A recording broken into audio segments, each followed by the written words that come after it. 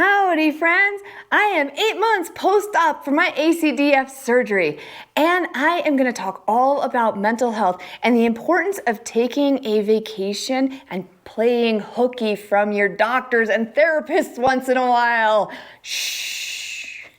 Join me, Amy Giaquinto, Mama Fix It, as today I talk all about a vacation and how that really helped my mental health, along with donkeys and healing and the healing power of people. Yes, it's going to be so great. I'm also going to talk about how to reestablish the mind-body connection and refill your cup when your whole life seems to be revolving around rehabilitating yourself from ACDF surgery and any other injuries, especially if you're autoimmune like me and you find that the ACDF surgery has triggered a bunch of other joint issues along the way. Please stick with me to the end because I have something that will make you laugh hysterically. I know I mentioned donkeys and I know you're super excited to get there, but hang in there for a minute. I want to talk about what happened to me in this last month because I think it's really, really important and it's not talked about a whole lot. This month has been a really challenging month for me, and I think it might even be the most challenging month mental health-wise for me that I have had so far. And that's because I was told initially that I could go back to karate and I could do low impact activities. And so I returned to the dojo and it felt really, really good. Even though I couldn't do everything that everybody else was doing, it still felt amazing. I was part of my community again. I felt like I was part of something greater than myself. And that time I did not have to ruminate on how crappy my body was, right? I was just there, I was doing my thing, it was fantastic. But as many of you know, I was just walking along outside and my undifferentiated connective tissue disease decided to flare and I hurt my ankle. So I got pulled out of karate, put in a boot, and then I progressed to ankle braces. And then after that, I did some laser therapy. And when I went for the follow-up, the podiatrist told me that I was not ready to go back to any kind of sports again just yet. So he grounded me for another month. And I think this is where my mental health went because not only was I grounded for another month for my ankle, but I was dealing with elbow pain, my shoulders were achy, and my lumbar spine decided to give out, which required a methylprednisolone pack or a Midral dose pack to treat. So yeah, I was doing great. In addition, I was not sleeping because I'm having trouble with pain at night and sleeping. So my doctor prescribed me trazodone.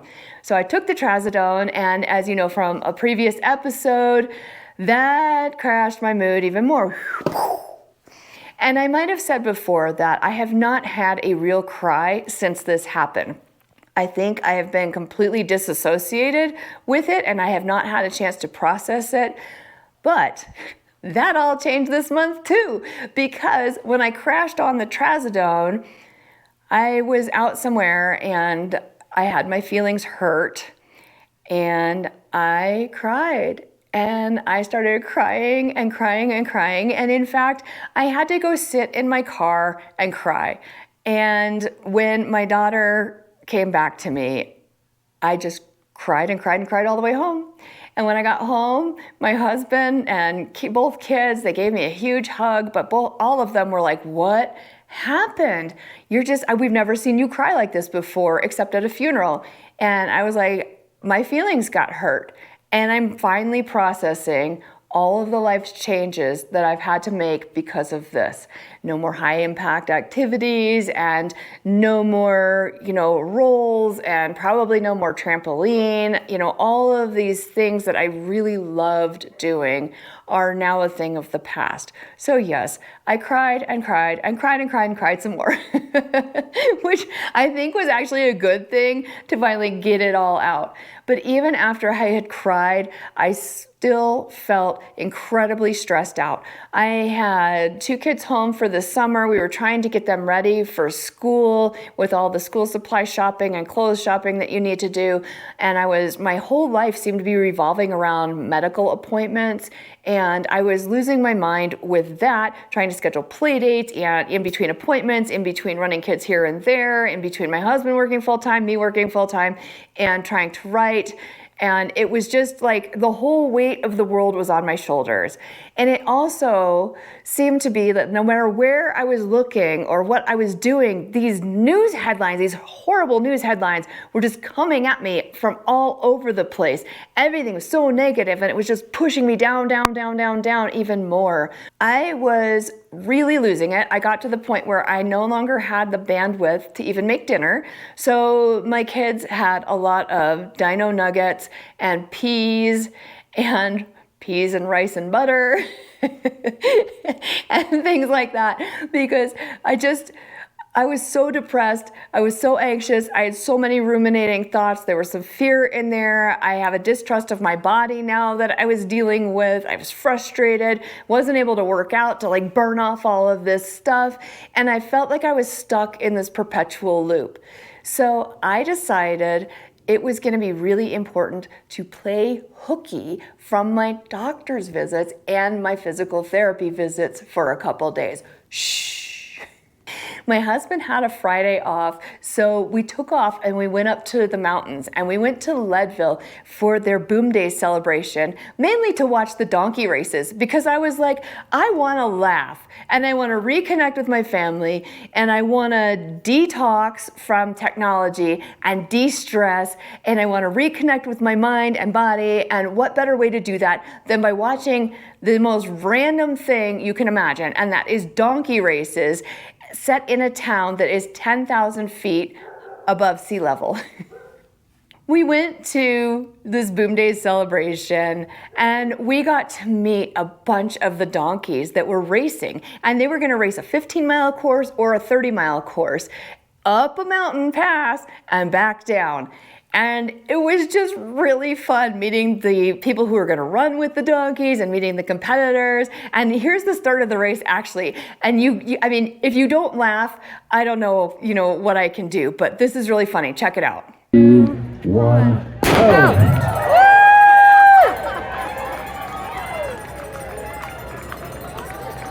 And most of them are off. And now the rest of them are off.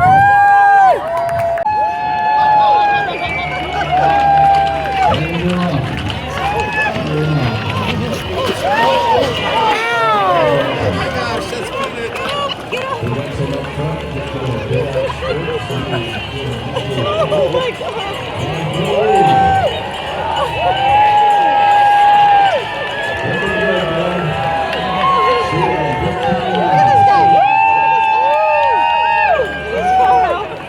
Don't worry, the woman who falls is just fine. She actually finished in the top 10.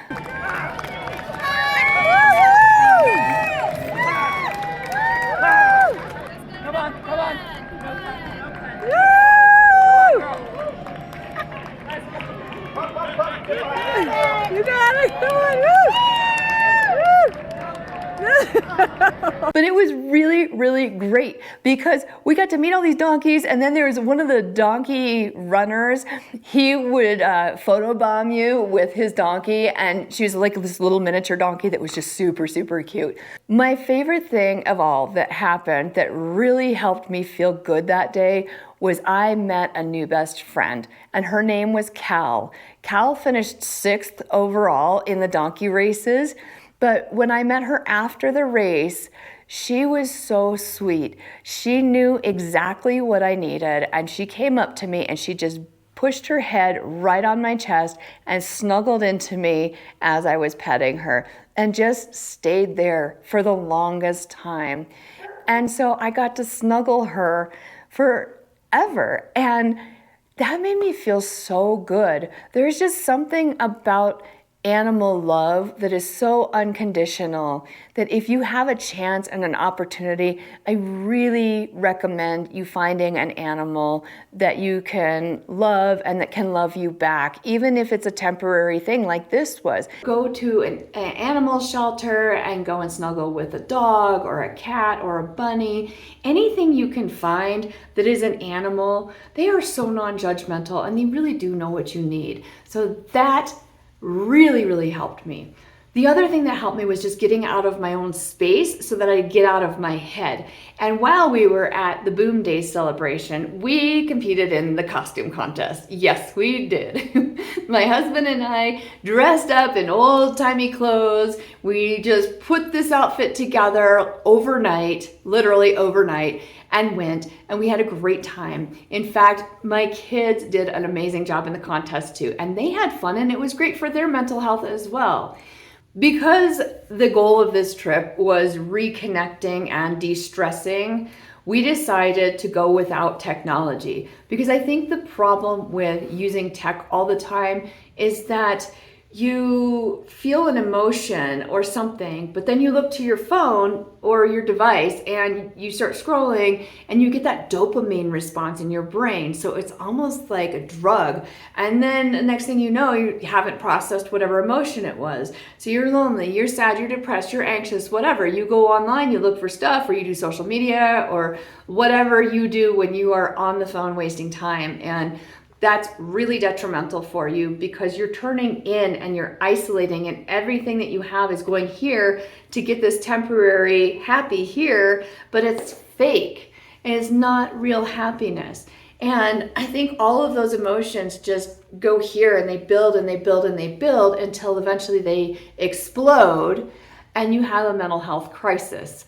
So we decided no phones. We were going to use my husband's phone only for pictures, and he was going to, control it because I didn't want to have anything to do with technology at all. And that was really great because it allowed us as a family to really be present in the moment and focus on each other. And that's exactly what I needed up here for mental health. It's what my husband needed and my kids needed. We just wanted to be present in the moment. We were going to take away memories rather than a ton of pictures, although we did take a ton of pictures because it was really fun. But I really encourage you, if you're feeling stressed and overwhelmed, get rid of technology for a little while and really take the time to process your emotions as they come up. Don't immediately turn here outward. And that's the other thing that was really nice about this trip is we stayed at two different places. One was a hostel in Leadville, and the being around other people is so critical when you are trying to recover from something that's really difficult to recover from, because when you're isolating, you're actually increasing the risk of depression and anxiety and ruminating thoughts and all of the things. But when you hang out with other people, and especially strangers, it's wonderful because you learn their stories, and they have some inspirational stories in and of themselves, especially if you stay at a hostel like we did. Holy cow, you're talking to people who have hiked like all over the world. You're talking to people who've had all sorts of weird injuries and illnesses and sicknesses and have persevered, and it's incredible and it's very inspirational, and it really helps you get out of your head again. And every now and then somebody offers you a wonderful morsel of advice in terms of how to navigate the mental health challenges of healing. So that is incredible. If you are isolating when you're recovering, because it's really easy to do again because you feel like you're the only person in the world going through this, you're the only person who knows what you're going through, it might be time to take a step back and think about that for a minute and try and get out of your comfort zone and turn to family member, friend, therapist, somebody at your church. Talk to people, talk to random strangers. I mean, oh my gosh, I've had some of the best conversations and learned some of the most incredible stuff by having conversations with random strangers. And I've been inspired by them too. So definitely seek out people, seek out contact with others. And that is going to really improve your mood significantly, especially when those people are very positive people. one of the things that I really knew I wanted to do was take some time alone and sit in the bathtub and journal and just get through it. And so I did. I went in the bathtub and I get out my journal and I'm all excited and I'm writing and the light shuts off. So I didn't realize it was on motion detector. So I hit the shower curtain, the light comes back on. I'm writing, like 10 seconds later, the light shuts off. So I hit the shower curtain, the light comes back on. I'm writing, light goes off again. I kick the shower curtain this time, light comes back on. It kept doing that. I kid you not, like every 10 to 20 seconds. And so finally I gave up. But the bottom line was I did write a bunch and it really helped. I felt a lot more relaxed and at peace, and I felt like my brain was able to better process and organize a lot of what I had been through. And I have been journaling every day since. So I really highly recommend journaling. The last thing I wanted to talk about was the importance of getting out in nature, which was also on the goal list for this trip. And I feel like there's something about hiking and being in nature and really taking the time to kind of smell the roses and watch the big bumblebees on the flowers and look for roly-polies or snakes or, little minnows in the creeks. Or just listen and process and go through the 5 senses when you're out in nature. So when I'm hiking, what am I feeling? What am I seeing? What am I smelling? What am I hearing? And what am I tasting? I know that's kind of goofy, but every now and then you do find wild raspberries and some other yummies to eat along the trail. So yes, keep that in mind. But just, I think being out in nature is really wonderful for helping you reconnect and de-stress, especially when you do not take technology into nature. And it's also great for your kids too. So in this case, we did a short hike. The hike we wanted to do, we could not do. We had a little bit of a melty kid situation happening. But we did end up going and sitting by a creek for a while and just listening to nature and listening to the water, and it was absolutely beautiful. And we just looked out at the beautiful scenery and took a lot of moments of gratitude, just gratitude for each other, gratitude for the beauty around us, gratitude for the kids, gratitude for the water, everything. And it really, really, really helps calm your sensory system down and allows you to kind of empty your bucket so that you can fill it with things that are a lot less stressful. One of the other really fun things that we were able to do when we were in Leadville was they had an electric bull. And now I cannot go on an electric bull clearly because I am still growing bone and, ACDF surgery. I will never be able to go on an electric bull, which kind of bums me out, but oh well. So I paid for my husband and both of my kids to get on the electric bull. And if you want to see something funny, I promised I would make you laugh. So here's my husband riding his first electric bull. Oh, there he is. There he is. He's doing good. Oh.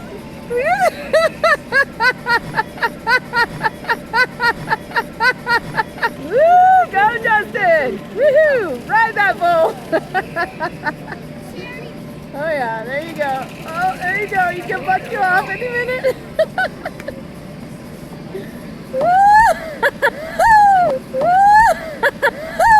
I have not laughed that hard in a really long time, and I hope you all laugh just as hard because that's the point of this, is to be funny. So yes, laughter, lots and lots of laughter. You have to have laughter in your recovery, and you've got to find ways that make you laugh and funny things and funny people. And a lot of that comes with just being out in the community and not isolating and trying new things and forcing your husband to ride a mechanical bull. Oh, he's gonna kill me. I just want to say, if you feel like you're completely overwhelmed, then take a vacation.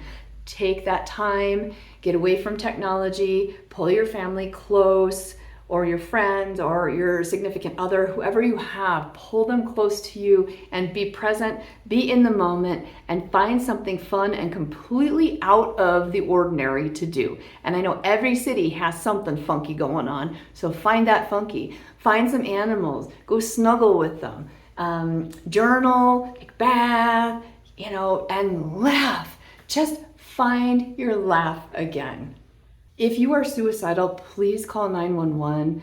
If you are having suicidal ideations or thoughts, please reach out to your healthcare provider or the National Crisis Line so that you can get the help that you need. I also want each and every one of you out there to feel like you're not alone. We can be in this together. We can help each other get through it. We can share our comments, we can share our stories, and together make each other stronger mentally and physically, because we can encourage each other to heal. Please stay tuned for my next videos. I'm gonna do a weight loss series so we can get this weight off and feel happy, healthy, and stronger again, so that when I go back to karate, I can do it for real this time, and I'm not gonna have to step out because I was simply walking and a tendon decided to flip over a bone. I am Amy Giaquinto. I am Mama Fix It. If you like my videos, please like, subscribe, comment, share, all of those things. I love to hear your stories. They really boost me up mentally, and I know that they do the same thing for other viewers. So thank you, thank you, thank you so much. I appreciate it. And with that, I'm gonna bid you adieu. I'm gonna ride my horsey on out here. Stay tuned for more fun videos from Mama Fix It.